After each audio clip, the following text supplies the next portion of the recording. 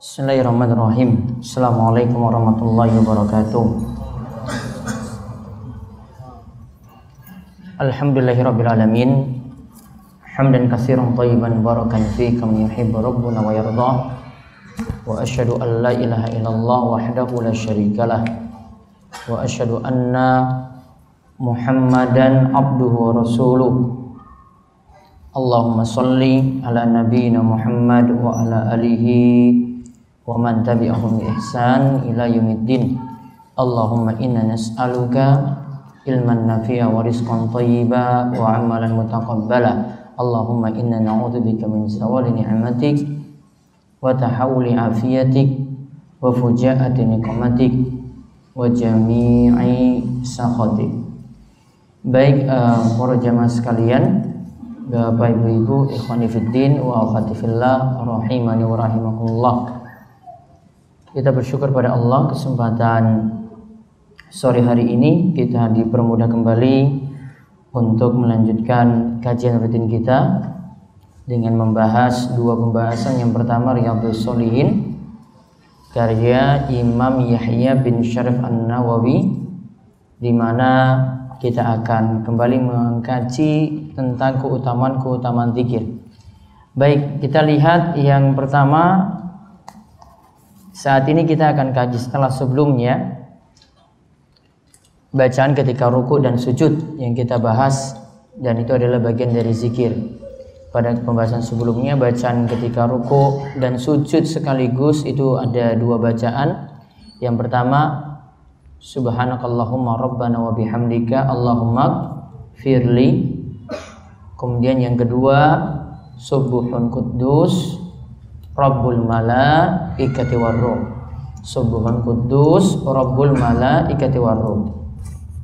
Itu yang kita kaji sebelumnya pada hadis 1425 dan 1426. Pada hadis 1425 sebenarnya dalam terjemahan kemarin yang ada di buletin ada kekurangan terjemahan, yaitu pada hadis 1425 harusnya tertulis bacaan ini dibaca saat ruku dan sujud. Di tulisan Arabnya ada, namun terjemahannya kami lupa untuk menerjemahkan bagian membaca saat ruku dan sujud. Nanti bisa lihat edisi sebelumnya dan nanti tinggal ditambahkan kalimat membaca saat ruku dan sujud. Itu hilang dari terjemahan kami. Kemudian dari 1426 sudah ada tertera tertulis 1426 tadi dibaca saat ruku dan sujud. Nah, sekarang kita lihat anjuran untuk berdoa saat kita sujud. Anjuran untuk berdoa saat kita sujud. Kita lihat hadisnya, hadis 1427 dan 1428 dari kitab Riyadhus Shalihin. Monggo dibaca. Hadis 1427. An Ibni Abbasin radhiyallahu anhuma anna Rasulullah sallallahu alaihi wasallam qala fa amar ruku'u fa'azimu fihi rabba azza wa jalla wa amma sujudu fajtahidu fid du'a faqaminun aw yustajaba lakum rawahu Muslim. Dari Ibnu Abbas radhiyallahu anhuma bahwa Rasulullah sallallahu alaihi wasallam bersabda, adapun ketika ruku maka agungkanlah Allah, sedangkan ketika sujud maka bersungguh-sungguhlah dalam berdoa, maka doa tersebut pasti dikabulkan untuk kalian. Baik, itu hadis riwayat Muslim dari Ibnu Abbas. Rasulullah SAW itu katakan, adapun ruku fa'azimu fihi rabb, ketika ruku maka agungkanlah Allah. Lalu ketika sujud fastahidu fit doa, ketika sujud sungguh-sungguhlah dalam memanjatkan doa, karena itu niscaya akan dikabulkan. Lalu kita lihat hadis nomor 1428. Hadis 1428. Wa an Abi Hurairah radhiyallahu anhu anna Rasulullah sallallahu alaihi wasallam qala aqrabu ma yakunul 'abdu min rabbih wa huwa sajidun fa akthirud du'a rawahu Muslim. Dari Abu Hurairah radhiyallahu anhu, Rasulullah sallallahu alaihi wasallam bersabda, keadaan seorang hamba paling dekat Robnya dengan Robnya adalah ketika ia sedang bersujud, maka perbanyaklah berdoa saat itu. Taib. Di hadis yang kedua ini, hadis 1428 dari Abu Hurairah radhiyallahu anhu, Rasulullah SAW bersabda, aqrabu ma yakunul abdu min rabbih wa huwa sajid fa aksirud du'a. Tempat yang seorang hamba itu dekat dengan Allah yaitu ketika dia sujud, maka perbanyaklah doa saat itu. Hadis ini diriwayatkan oleh Imam Muslim. Nah, kedua hadis ini intinya menjelaskan ya nantinya tentang mustajabnya doa ketika sujud. Karena di situ diperintahkan untuk berdoa. Dan dikatakan itulah tempat yang paling dekat seorang hamba dengan Allah Subhanahu wa taala. Dan di dalam sholat ini juga adalah tempat kita itu beribadah. Maka saat beribadah, saat melakukan ketaatan, maka semakin dekat dengan Allah, doanya juga akan lebih mudah untuk diijabai atau dikabulkan. Sekarang kita lihat penjelasannya atau fawaidnya. Penjelasan yang pertama, hadis ini menunjukkan dorongan untuk memperbanyak doa ketika sujud. Karena ketika sujud adalah tempat yang paling dekat antara seorang hamba dengan Allah. Nah, lihat hadis ini menunjukkan dorongan untuk memperbanyak doa ketika sujud. Karena ketika sujud adalah tempat yang paling dekat antara seorang hamba dengan Allah. Ini poin yang paling kita mudah tangkap dari dua hadis tadi. Dianjurkan berdoa juga ketika sujud. Kalau kita katakan berdoa ketika sujud berarti di luar bacaan yang kita baca kemarin. Kemarin kan ada subhanakallahumma rabbana wa bihamdika allahumma ighfirli, atau subuhun quddus rabbul malaikati warruh, atau subhana rabbiyal a'la. Maka di luar bacaan ini terus kita tambahkan dengan doa.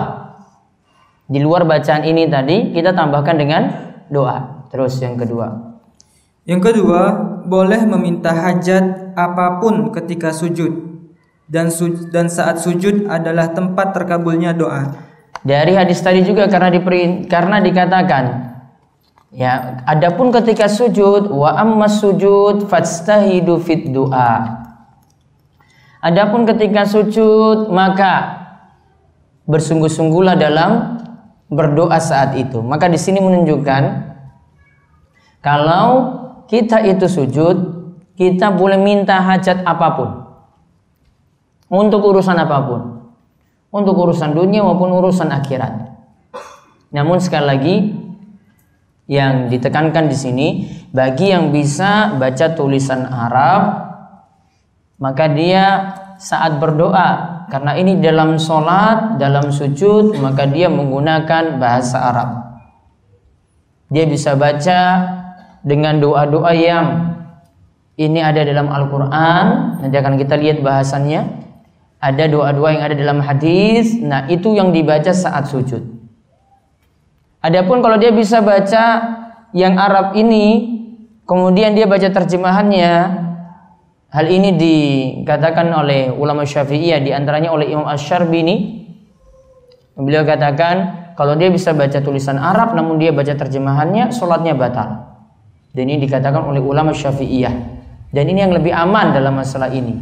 Kita hindari bahasa dengan selain bahasa Arab, bacaan dengan selain bahasa Arab itu dalam sholat. Kalau itu dibaca dalam batin, ingat baca dalam batin itu tidak teranggap. Karena kalau kita sebut baca, minimal lisannya itu gerak.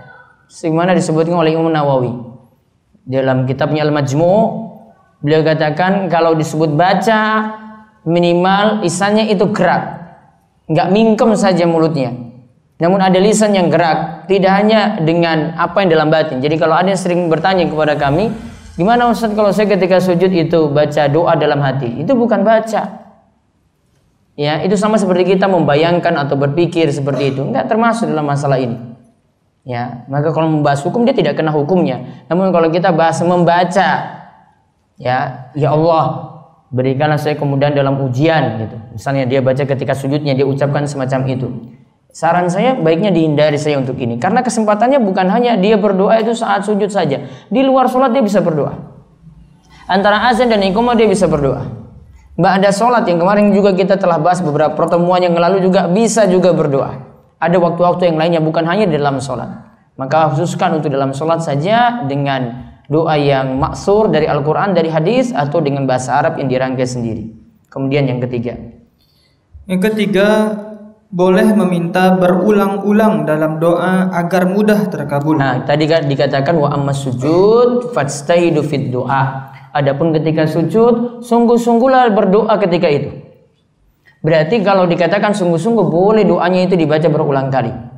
Kita baca misalnya Allahumma la sahla illa ma ja'altahu sahla wa anta taj'alul hazna idza syi'ta sahla. Ulang lagi Allahumma la sahla illa ma ja'altahu sahla wa anta taj'alul hazna idza syi'ta sahla. Ini doa untuk meminta kemudahan pada Allah.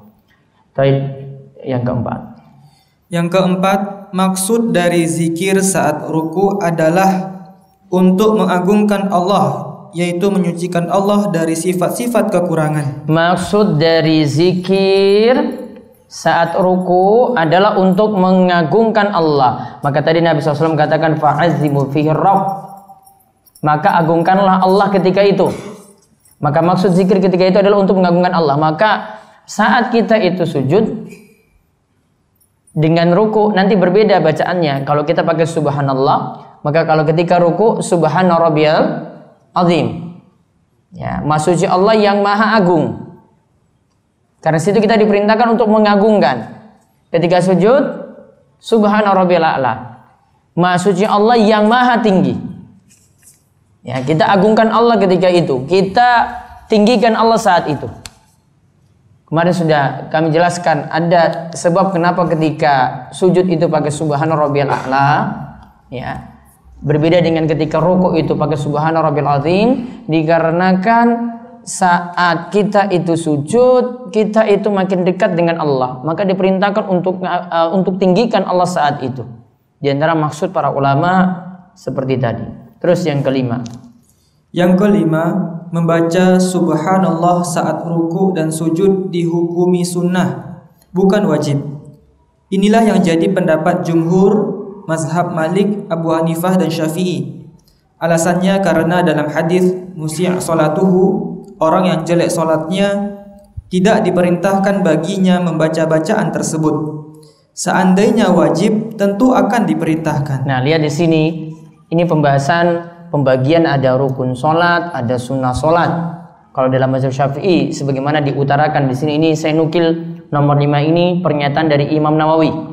Ketika menjelaskan hadis ini dalam Syarah Sahih Muslim, Imam Nawawi itu menyatakan seperti itu. Adapun bacaan subhanallah saat ruku itu tidak sampai derajat wajib, masuk dalam perkara sunnah. Maka ingat dalam mazhab Syafi'i, kalau kita bicara mazhab Syafi'i tentang hal-hal yang dilakukan dalam sholat, nanti mazhab Syafi'i itu bagi menjadi ada rukun sholat. Ada yang katakan 13, ada yang katakan 17. Ya, ada yang mengatakan 13, ada yang mengatakan 17. Nanti rinciannya masing-masing ada. Kemudian ada yang masuk sunnah sholat. Mazhab Syafi'i tidak kenal wajib sholat, namun sunnah sholat. Jadi rukun sholat, kemudian sunnah sholat. Sunnah sholat dibagi dua. Ada sunnah ab'ad, ada sunnah hay'ah. Ya, ada sunnah ab'ad, ada sunnah hay'ah. Sunnah ab'ad itu diantara contohnya tahiyat awal. Apa konsekuensi dari sunnah ab'ad? Kalau ditinggalkan mesti ditutup dengan sujud sahwi. Kalau ditinggalkan sunnah ab'ad, nantinya ditutup dengan sujud sahwi. Contohnya kita tahiyat awal sudah terlanjur berdiri ke rakaat ketiga, maka sholatnya dilanjutkan terus. Tidak kembali ke tahiyat awal tadi, karena kita sudah masuk rukun berdiri. Maka sholatnya lanjutkan sampai tahiyat akhir, sebelum salam sujud sahwi. Itu namanya sunnah ab'ad. Ada sunnah satunya lagi namanya sunnah hay'ah.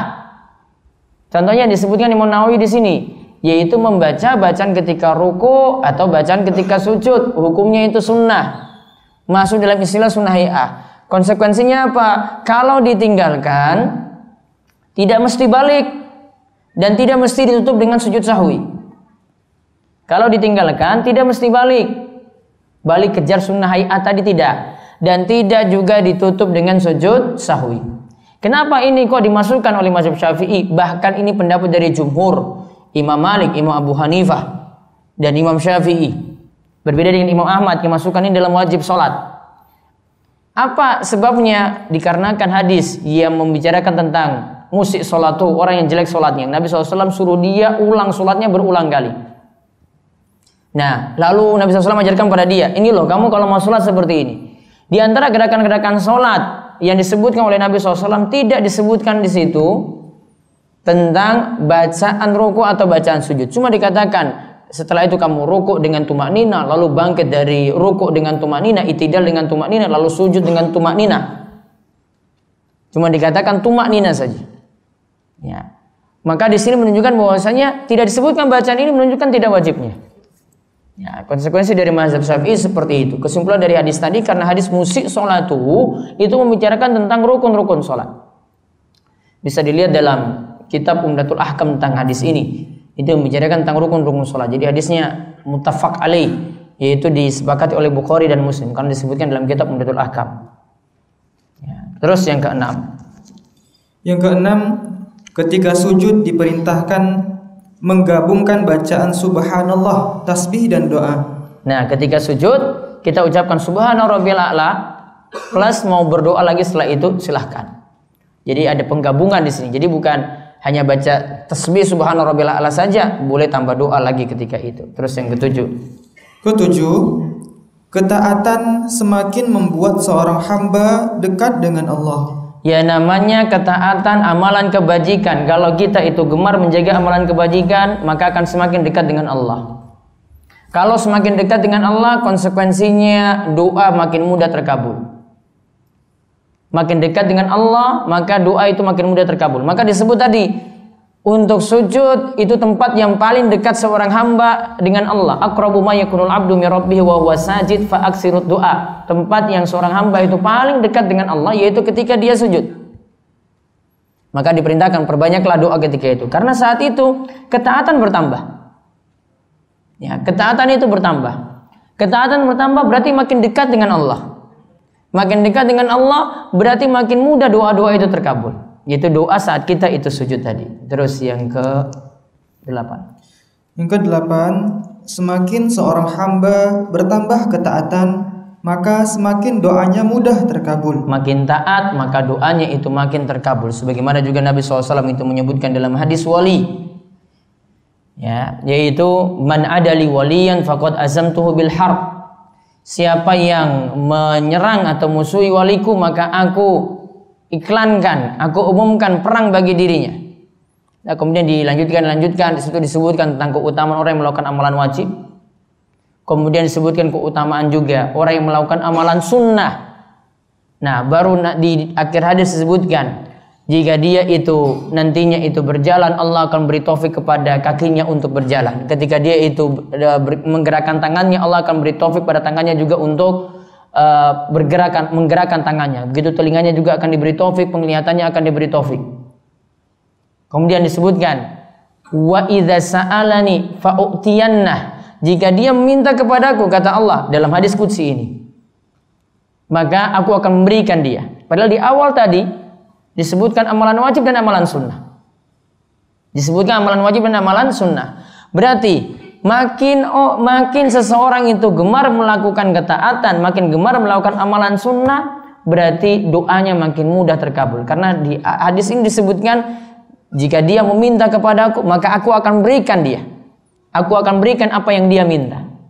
Jika dia berdoa kepadaku, maka aku akan kabulkan apa yang dia itu minta. Nah, ini maksud hadis ini juga dikuatkan dalam hadis wali tadi, ada di hadis Arba'in Nawawiyah. Ya, itu bisa dilihat tentang hadis wali tersebut. Kemudian terakhir nomor 9. Rasulullah Shallallahu Alaihi Wasallam semangat mengajarkan umatnya kebaikan. Rasulullah SAW semangat mengajarkan umatnya kebaikan. Ya, karena di sini diajarkan ada tempat yang bagus untuk kita berdoa, yaitu ketika kita sujud. Rasulullah SAW ajarkan kita ini, memberitahukan hal ini. Berarti Rasulullah SAW menginginkan pada umatnya untuk melakukan kebaikan. Nah, sekarang kita lihat ada beberapa masalah terkait dengan hadis tadi, doa ketika sujud. Ada 3 masalah yang sini kami sebut: memperlama sujud terakhir untuk berdoa, berdoa ketika ruku dan sujud dengan doa dari Al-Quran, dan telat dari imam ketika berdoa saat sujud. Coba dibaca masalah pertama. Memperlama sujud terakhir untuk berdoa. Syekh Abdullah Al-Jibrin rahimahullah menjelaskan, aku tidak mengetahui adanya dalil yang menganjurkan untuk memperlama sujud terakhir dalam sholat. Akan tetapi memang sebagian imam melakukan seperti ini sebagai isyarat pada makmum bahwa ketika itu adalah rakaat terakhir atau ketika itu adalah amalan terakhir dalam sholat. Karenanya mereka pun memperpanjang sujud ketika itu. Dari sinilah mereka maksudkan agar para jamaah tahu bahwa setelah itu adalah duduk terakhir, yaitu duduk tasyahud akhir. Namun alasan semacam ini tidaklah menjadi sebab dianjurkan memperpanjang sujud terakhir ketika itu. Nah, diantara sebagian ulama itu menganjurkan sujud paling terakhir itu baiknya dibuat lebih lama. Di antara alasannya itu tempat berdoa, jadi memperlama doa ketika itu. Dan mereka menganggap bahwasanya doa ini letaknya nanti sujud terakhir saja. Kemudian alasan yang lainnya lagi untuk sebagai tanda bahwa ini rakaat paling terakhir. Oh, berarti setelah imamnya ini lama sekali kok nggak bangkit-bangkit. Oh, berarti setelah ini mau salam. Ini rakaat terakhir, berarti setelah ini tahiyat akhir terus salam. Maka dibuat sujud terakhir itu yang paling lama. Nah, Syekh Abdullah Al-Jibrin tadi rahimahullah itu mengatakan penganjuran seperti ini tidaklah tepat. Kalau kita lihat dari gerakan-gerakan sholat Nabi SAW, dari rakaat pertama dibuat lebih panjang, rakaat kedua makin turun, rakaat ketiga makin turun, rakaat keempat makin turun lagi. Sama untuk perihal rukuknya, sujudnya seperti itu. Jadi harusnya yang paling lama itu yang pertama. Nah, kalau kita itu memperlama yang terakhir dan termasuk juga sujud terakhir, berarti menyelisih apa yang biasa dilakukan oleh Nabi Shallallahu Alaihi Wasallam. Kemudian tadi penetapan bahwasanya doa cuma dikhususkan ketika sujud terakhir saja tidak tepat, karena hadisnya tadi umum. Mau di sujud pertama, mau di rakaat kedua di sujudnya juga, mau di rakaat ketiga di sujudnya juga boleh. Tidak hanya dikhususkan pada sujud terakhir. Ya, begitu juga tadi beralasan ini jadikan tanda kalau ini mau rakaat terakhir dan setelah itu tahiyat akhir juga tidak berdalil. Penetapan kita buat sujud paling lama di sujud paling terakhir harus berdasarkan dalil. Kemudian masalah yang kedua, berdoa ketika ruku dan sujud dengan doa dari Al-Quran. Ali bin Abi Thalib radhiyallahu anhu mengatakan, Rasulullah Shallallahu Alaihi Wasallam melarangku untuk membaca ayat Al-Quran ketika ruku dan sujud. Hadis riwayat Muslim. Lalu bagaimana dengan berdoa dengan doa dari Al-Quran saat sujud? Nah, kita lihat tadi Ali itu dia katakan Rasulullah SAW melarang saya baca ayat Al-Quran saat ruku dan sujud. Contoh saat ruku kita baca Bismillahirrahmanirrahim, Qul huwallahu ahad, Allahus samad, lam yalid wa lam yulad, seterusnya. Gak boleh. Saat sujud juga demikian, tidak boleh. Itu namanya baca ayat Al-Quran. Namun sekarang gimana? Ada beberapa doa. Rabbana atina fid dunya hasanah wa fil akhirati hasanah wa qina adzabannar. Itu kan doa dari Al-Quran. Rabbana la tuzigh qulubana ba'da idh hadaitana wa hab lana min ladunka rahmah innaka antal wahhab. Itu juga doa dari Al-Quran. Gimana dengan doa-doa yang lainnya lagi? Rabbi auzi'ni an ashkura ni'mataka allati an'amta alayya wa ala walidayya wa na'mala salihan tarda wa aslih li fi dzurriyyati inni tubtu ilaika wa inni minal muslimin. Doa ketika seorang sudah berusia 40 tahun. Ini juga diambil dari Al-Quran. Nah, sekarang gimana kalau saya mau gunakan doa semacam ini? Saya ambil doanya itu dari Al-Quran, saya gunakan ketika sujud. Nah, sekarang kita lihat jawabannya di sini. Jawabnya, hal ini tidaklah mengapa. Kita boleh saja berdoa dengan doa yang bersumber dari Al-Quran. Alasannya karena niatan ketika itu adalah bukan untuk tilawah Al-Quran, namun untuk berdoa. Nabi SAW pun bersabda, setiap amalan tergantung pada niat. Setiap orang akan mendapatkan apa yang ia niatkan. Hadis riwayat Bukhari dan Muslim. Nah, lihat Jadi niatan kita bukan tilawah. Saya lagi bukan tilawah Al-Quran. Saya bukan lagi baca beberapa surat ketika ruku atau sujud. Namun saya cuplik, ada doa-doa di situ diambil. Dibaca ketika ruku dan sujud. Maka hadis katakan innamal amalu binniyat. Setiap amal tergantung pada niat. Niatannya ya saya ingin berdoa, bukan niatannya ingin tilawah. Kalau tanda-tanda itu mau tilawah, kita awali dulu dengan ta'awudz. A'udzubillahi minasyaitonirrajim. Rabbana atina fid dunya hasanah wa fil akhirati hasanah wa qina azabannar. Kita enggak baca seperti itu. Beda kalau di luar salat ya.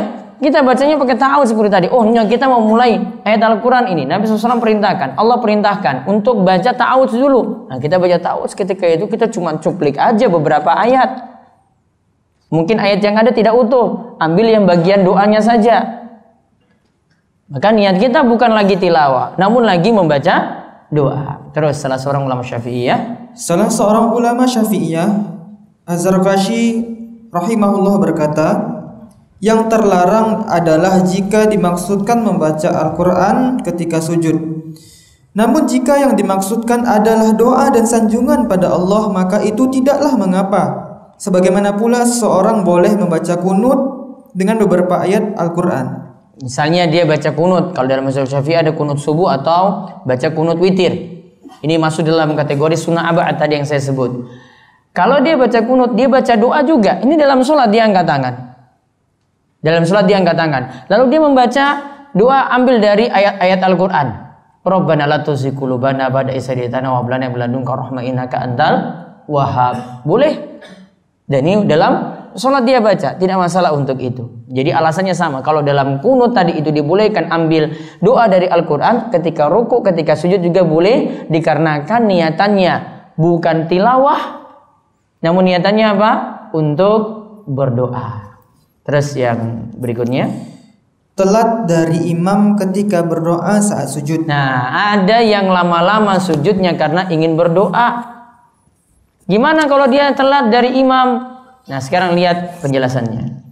Ketika berdoa saat sujud, jangan sampai telat dari imam. Karena Nabi SAW bersabda, imam itu diangkat untuk diikuti, maka janganlah diselisih. Hadis Bukhari dan Abu Hurairah. Ya, lihat dari Abu Hurairah, Nabi SAW mengatakan, innaman ju'ilal imamu liutamma bihi fala takhtalifu alai. Imam itu diangkat untuk diikuti, jangan diselisihi. Jadi jangan alasannya karena memperlama doa ketika sujud. Wah, ini kesempatan saya doa ini karena ini paling dekat dengan Allah.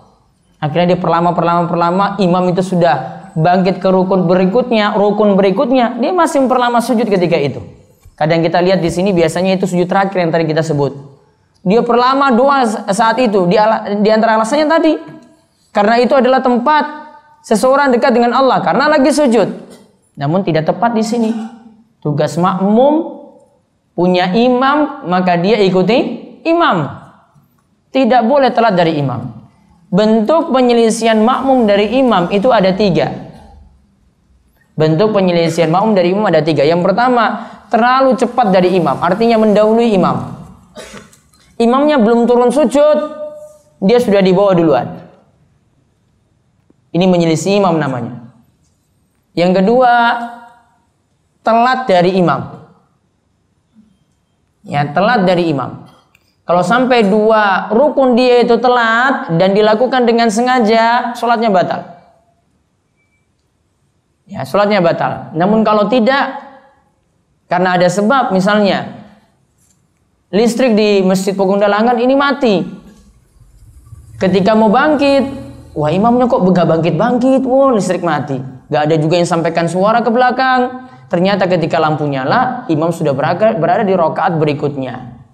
Berarti dia tertinggal dari imam. Karena apa? Ada uzur. Maka saat itu, kalau kondisinya tadi dia sujud di rakaat pertama, dapati imam disujud di rakaat kedua, oh berarti rakaatnya 1 tertinggal. Nanti ketika imam salam, dia tinggal tambah 1 rakaat lagi. Dia telat di sini, namun karena ada uzur. Ya. Ada lagi ketiga bentuk penyelisihan imam dengan imam yang ketiga, yaitu berbarengan dengan imam. Persis gerakannya sama. Imam rukuk dia juga persis sama, 1 detik nggak ketinggalan. Imam turun sujud persis gerakannya sama. Ya. Plek kopiannya imam dia. Ya. Dia sujud gitu juga sama, enggak ketinggalan 1 detik pun. Nah, ini juga menyelisih. Yang dimaksudkan dengan innama ju'ilal imamu liyutamma bihi untuk diikuti. Oh, berarti ketika imam itu kita dapati ruku, langsung kita nyusul ruku, namun tidak telat.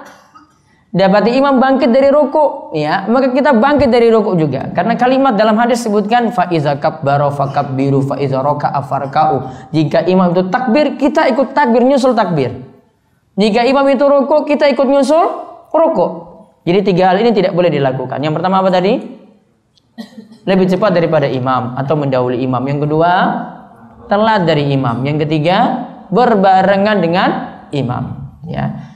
Dan kesimpulannya dari berdoa ketika sujud ini, ya, nanti akan saya buktikan lagi satu pembahasan lagi di pembahasan berikutnya insyaallah tentang doa tadi dengan bahasa selain bahasa Arab. Nanti kita akan bahas pada pertemuan berikutnya. Intinya doa ketika sujud dilakukan dengan 2 syarat.